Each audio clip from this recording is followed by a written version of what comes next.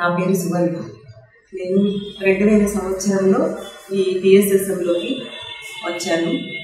Corona టైంలో మాకు leaves ఉన్నాయి.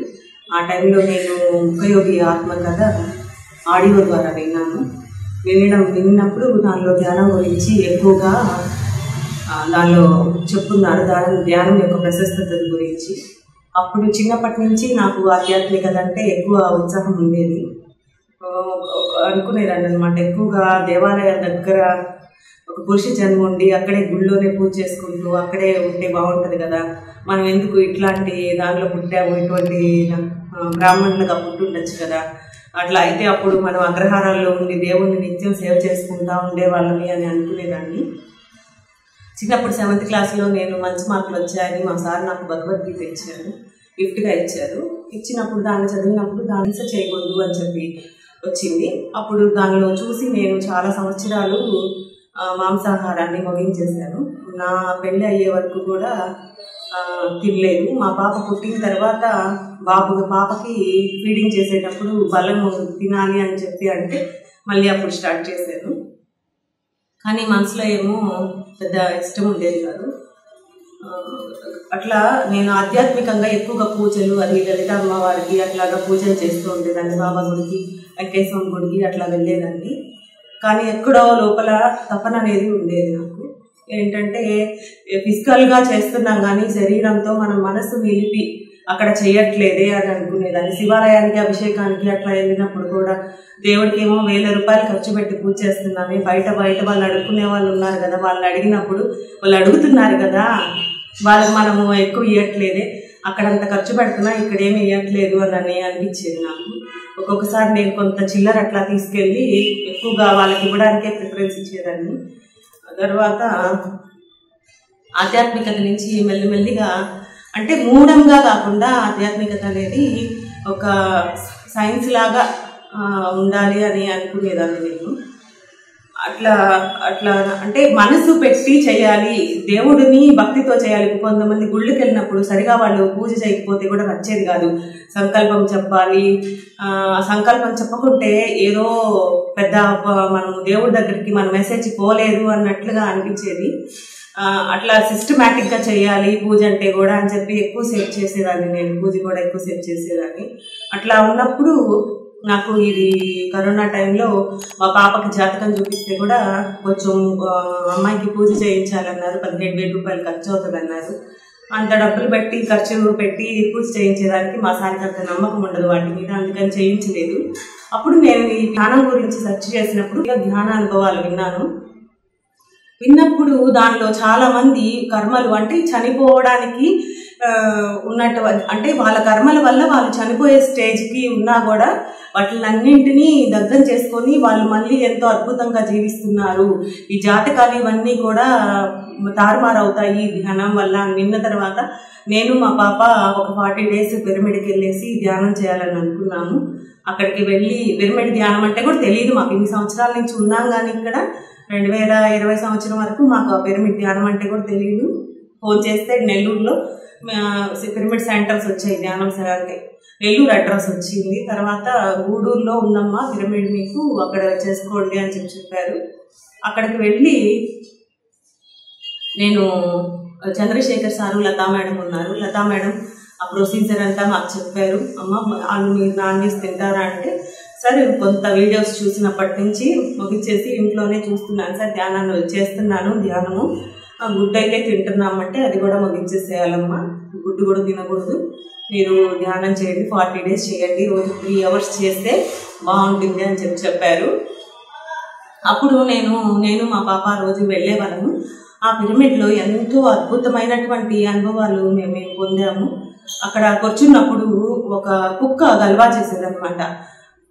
గల్వ అంటే నేను వీడియోస్లో కొన్ని వీడియోస్ విన్నానమాట. విన్నప్పుడు దానిలో మనకి పక్షులతో మాట్లాడతాయి, మన భాష అర్థమవుతుంది, మనం చెప్పుకుంటే అంటే పైకి మాట్లాడవలేదు, టెలిపతి లాగా వాటికి అర్థమవుతుంది అని వచ్చేది. నేను కింగ్స్ ఛాంబర్లో కూర్చొని ధ్యానం చేసేటప్పుడు కింద కుక్క గల్వా చేసేది.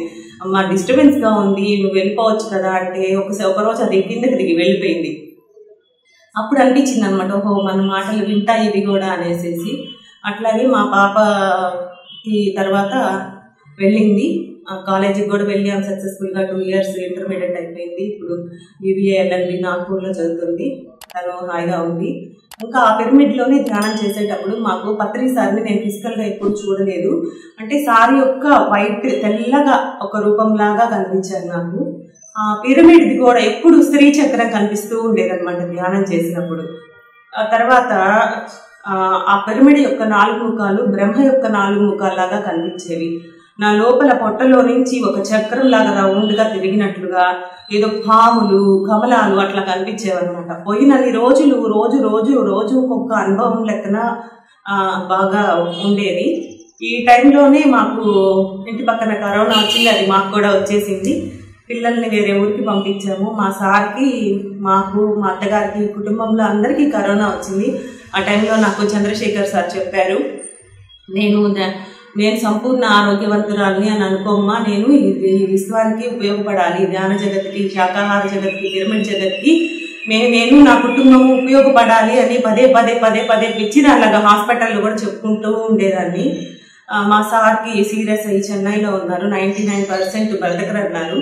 కానీ నేను ఎప్పుడు అనుకుంటానే ఉండేది, నేను నా కుటుంబము ఎప్పుడు ఈ విశ్వానికి ఉపయోగపడతాము, మేము ధ్యాన జగత్కి, పిరమిడ్ జగత్కి, శాకాహార జగత్కి ఉపయోగపడతాము అని అనుకుంటూ ఉండేదాన్ని. అనుకుంటున్నప్పుడు మా సార్కి అప్పుడు బెడ్స్ కూడా దొరికేది కష్టమైనా కూడా ఆయనకి మా తమ్ముడు ద్వారా ఒక బెడ్ దొరికింది.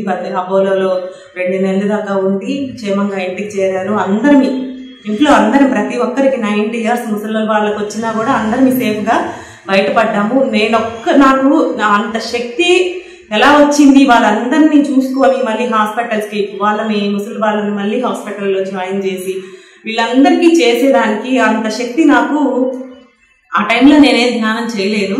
కాకపోయినా ఆ సంకల్ప శక్తి, నేను ఈ విశ్వానికి ఉపయోగపడాలి అనేటటువంటి ఆ సంకల్ప శక్తి మమ్మల్ని అందరినీ బయటకు పడేసిందని చెప్పి నాకు ఆ టైంలో అనిపించింది.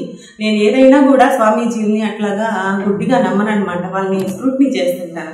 అట్లాగే ఇది సొసైటీలో కూడా ఏమైనా కొంచెం మోసం ఉందా, ఇది ఏమన్నా కొంచెం ఇది సత్యసాయిబాబాని కూడా ఒకప్పుడు నమ్మేదాన్ని కాదు నేను. కానీ ఇది ధ్యానంలోకి వచ్చిన తర్వాత, సార్ యొక్క మెసేజెస్ అన్నీ విన్న తర్వాత, సారు ఈ సొసైటీ యొక్క అంటే ఎక్కడ కూడా సెంట్రలైజేషన్ లేకుండా ఎవరికి వాళ్ళకి పూర్తి అసలు ఆత్మ ఏం కోరుకుంటుంది, స్వేచ్ఛను కోరుకుంటుంది. ఆ స్వేచ్ఛ అనేది సొసైటీలో ఎక్కువగా ఉందన్నమాట. అంటే పక్కన వాళ్ళు ఏం చేస్తే నీకెందుకు, ఆ 18 ఆదర్శ సూత్రాలు అవన్నీ కూడా చాలా అట్రాక్ట్ చేసాయి. సార్ యొక్క ప్రతి స్పీచ్ విన్నప్పుడు నాకు చాలా అంటే కొంచెం బ్యాడ్గా కూడా వచ్చింది అని అన్నా కూడా చూశాను నేను. తర్వాత సార్ యొక్క దానికి ప్రతిస్పందించిన తీరు, సార్ యొక్క మెసేజెస్ అవన్నీ చూసిన తర్వాత నాకు నేను కోరుకుంటున్నది నా లోపల ఇన్నర్ నా సోల్ ఏదైతే కోరుకుంటుందో అది ఈ సొసైటీలోనే నాకు దొరుకుద్ది అని చెప్పి అనిపించింది. అప్పటి నుంచి నేను నా ప్రయాణాన్ని స్టార్ట్ చేశాను. మా సార్ అయితే నాన్ వెజ్ తినేవాడు. ఆయనకి కూడా ఒక స్కిన్ డిసీజ్, ఆయనకి ఇంకా మన కుటుంబం మొత్తం నేను వండి పెట్టేదాన్ని. కరోనా అప్పుడు నువ్వు తిను అని చెప్పి నన్ను బలవంతం పెట్టారు. మన ప్రాణానికి మనం ఇంత భయపడిపోయి ఇన్ని లక్షలు పెట్టి ఖర్చు పెట్టి మనము బతికి వస్తే భగవంతుడికి కృతజ్ఞతలు తెలుపుతున్నాము. మనం బ్రతకడం కోసం ఇంకొక జీవిని చంపేయడం కరెక్ట్ కాదు అని నాకు అనిపించింది. నేను చనిపోయినా పర్వాలేదు, నేను మాత్రం నాన్ వెజ్ తినను అని చెప్పి గట్టిగా నిర్ణయించుకొని నేను కరోనా టైంలో ఎవరు ఎంత ఫోర్స్ చేసినా కూడా తినలేదు. మా సార్కి వండేటప్పుడు కూడా నాకు చంద్రశేఖర్ సార్ ఎప్పుడు చెప్తూ ఉండేవాళ్ళనమాట, అమ్మ వండేటప్పుడు కూడా నువ్వు మాంసాహారం వండినా కూడా ఈ ఆహారం తిన్న వాళ్ళందరూ జ్ఞానులుగా యోగులుగా మారుతారనుకొని వంట చెయ్యమ్మా అని అనేవారు. అట్లాగే చేసేదాన్ని. మా సార్కి కూడా బాగా నాన్ వెజ్ తినడం వల్ల కొలెస్ట్రాల్ వచ్చిందన్నారు, తినకూడదు అన్నారు. కొంచెం తగ్గించాడు. తర్వాత మా ఇల్లంతా మొత్తం శాకాహారంగా మారాలి అని నేను గట్టిగా సంకల్పం పెట్టుకొని ఉండేదాన్ని. అట్లా ఆయనకు ఒక స్కిన్ అలర్జీ లాగా వచ్చింది. అప్పుడు ఆయనకి ఆయుర్వేదిక్ ట్రీట్మెంట్ తీసుకున్నప్పుడు నాన్ వెజ్ తినకూడదు అన్నారు. అట్లా మా ఇంట్లో మొత్తం నాన్ వెజ్ అనేది ఆయనకు కూడా తెలిసింది.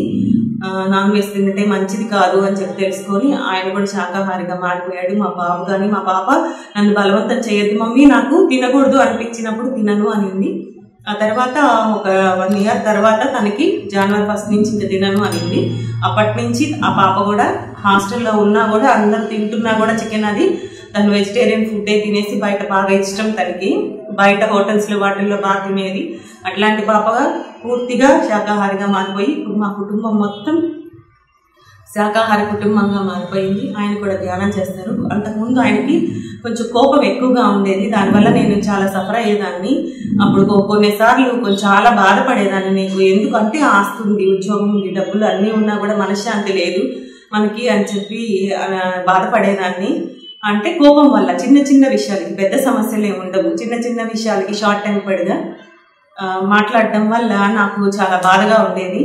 అట్లాంటి ఆయన పూర్తిగా ధ్యానంలోకి వచ్చిన తర్వాత పూర్తిగా మారిపోయి నేను ఎంతో చక్కగా ఇప్పుడు మా కుటుంబంలో ఎంతో ప్రశాంతమైనటువంటి వాతావరణం ఉంది.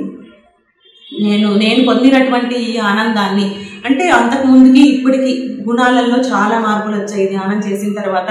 ధ్యానం చేయడంతో పాటు ఈ సబ్జెక్ట్ వినడం వల్ల, స్వాధ్యాయము, సజ్జన సాంగత్యం చేయడం వల్ల మన గురువులు, యోగులు ఇచ్చేటటువంటి సందేశాలని మనము వినడం వల్ల, దాంట్లో ఉన్న నాలెడ్జ్ని మనం తీసుకోవడం వల్ల మన డైలీ లైఫ్లో కూడా మనం ఏ విధంగా మన యొక్క ప్రవర్తనని మార్చుకోవాలి, మన ఆలోచన దృష్టిని ఎలా మార్చుకోవాలి అని చెప్పేది చక్కగా అర్థమైంది. ఇప్పుడు అసలుకి క్యాలెండరు, తేదీ, వారం, నక్షత్రం, రావుకాలాలు చూసి ఒక 2 years అయిపోయింది. అసలు క్యాలెండరే చూడడం మర్చిపోయాను.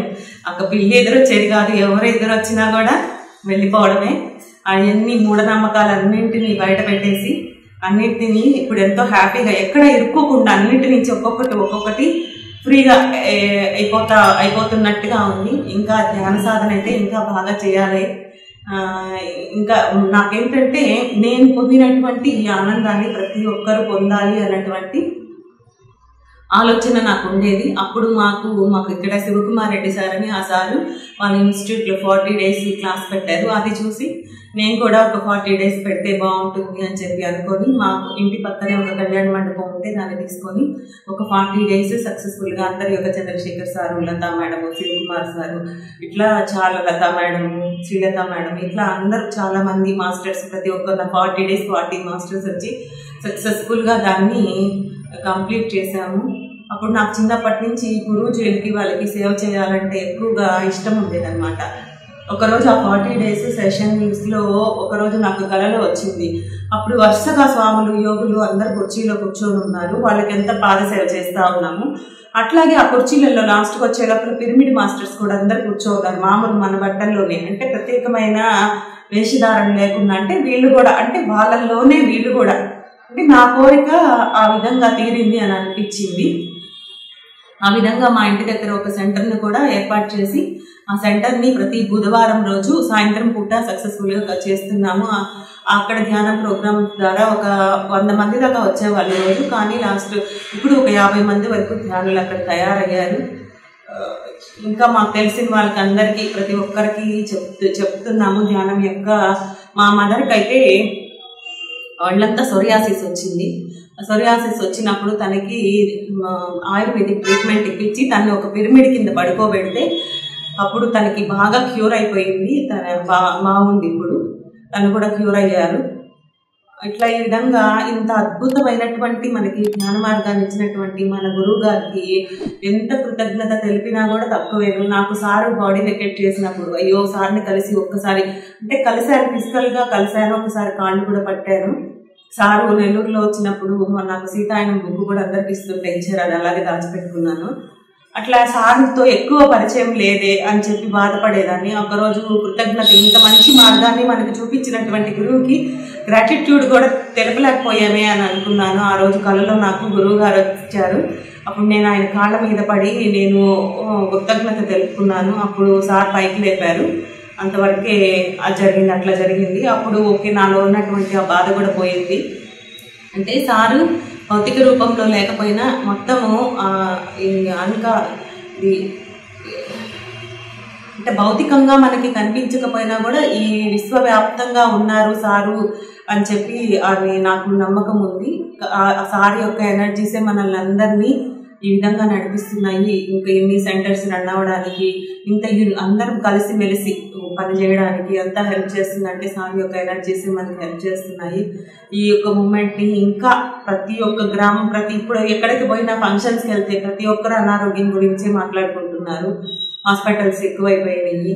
కాబట్టి అందుకని ఎక్కువగా మనము ప్రతి ఒక్క గ్రామానికి, ప్రతి ఒక్కరికి దీన్ని తెలియక చాలా మంది చేయట్లేదు. నాన్ వెజిటేరియన్ ఫుడ్ దగ్గర ఆగిపోతున్నారు. ఎక్కువ మంది చెప్పినా కూడా మేము మాంసం తినాలి అనేటటువంటి దగ్గర ఆగిపోతున్నారు. ధ్యానం అయితే చేస్తాం కానీ అది వదలలేమంటున్నారు. దాన్ని ఇంకా మనం అందరం మోటివేట్ చేసి ఇంకా వాళ్ళందరినీ ధ్యానులుగా యోగులుగా మార్చి మన గురువు గారు కళ్ళగన్నటువంటి ఇక ధ్యాన జగత్తు, పిరమిడ్ జగత్తు, శాకాహార జగత్తు నెరవేర్చడానికి ప్రతి ఒక్కరిని కృషి చేస్తామని చెప్తూ ధ్యానంలోకి వచ్చిన తర్వాత సార్ నాకు జ్ఞాన జగత్ బుక్స్, కొన్ని బుక్స్, వరల్డ్ బుక్స్ ఇచ్చారు. ఆ బుక్స్ అన్ని చదివిన తర్వాత ఇన్స్పైర్ అయ్యి నేను కూడా 1 yearకి సబ్స్క్రిప్షన్ కట్టాను. కట్టిన తర్వాత ధ్యాన జగత్ బుక్లో చాలా ఆర్టికల్స్ చదివాను. దానిలో సీతాయనము book, untold story of Sita, అంటే 1000 Seeds of Joy, రుక్మిణిది, ఇట్లా ఫారెన్ మాస్టర్స్ ఎంతమందో రాసినవి బుక్స్ యొక్క నాలెడ్జ్ మొత్తం సార్ తెలుగులోకి అనువదించినటువంటి పుస్తకాల యొక్క సారాంశాలు మొత్తం దీనిలో చక్కగా మనకి ఇస్తున్నారు. పద్మ మేడం రాసినటువంటి లలితా సహస్రనామం యొక్క భాష్యం అయితే నేను బాగా చదివేదాన్ని. ఇంకా సార్ యొక్క ప్రశ్నోత్తరాలు ఉంటాయి. సార్ యొక్క మనం క్వశ్చన్ అడిగినప్పుడు సార్ యొక్క జవాబు దీనిలో ఉంటుంది. ఆ జవాబుల్లో ఒక జవాబు నాకు బాగా ఇన్స్పైర్ చేస్తుంది. ఏంటంటే, సార్ మాకు మీ ఆశీర్వాదం కావాలి అని ఒక మేడం అడిగితే, మేడం నా జోబుల్లో ఆశీర్వాదాలు నింపుకోలేను, మీకు నేను స్ఫూర్తిని మాత్రమే ఇవ్వగలుగుతాను, మీకు మోటివేట్ చేయగలుగుతాను, కానీ నేను ఆశీర్వాదాలు నా జోబుల్లో లేవు మేడం అని అంటారు. అది నాకు ఎప్పుడు గుర్తుంటుంది. అంటే మనం ఎప్పుడైనా దేవుడి దగ్గరికైనా, గురుజీ దగ్గరికైనా, వాళ్ళ దగ్గర నుంచి ఏదైనా పొందడానికి పోతుంటాము. అట్లా కాకుండా మీ దగ్గరే ఉంది, మీరు దాన్ని తెలుసుకొని దాన్ని అవేక్ చేసుకోండి, మిమ్మల్ని మీరు తెలుసుకోండి అని సార్ చక్కగా మెసేజ్ ఇచ్చారు. ఇట్లా ఈ ధ్యాన జగత్ బుక్ ప్రతి ఒక్కరూ మా సెంటర్లో కూడా చాలా మందికి చెప్పున్నాము, వాళ్ళు కూడా పెడతామన్నారు. ఇంకా ప్రతి ఒక్కరూ ఈ ధ్యాన జగత్ బుక్ని సబ్స్క్రైబ్ చేసుకోవాలి. ఇయర్ కానీ 2 years కానీ అట్లా తీసుకొని వాళ్ళు కూడా చదివి దీనిలో ఉండేటటువంటి జ్ఞానాన్ని పొందాలని నేను కోరుకుంటున్నాను.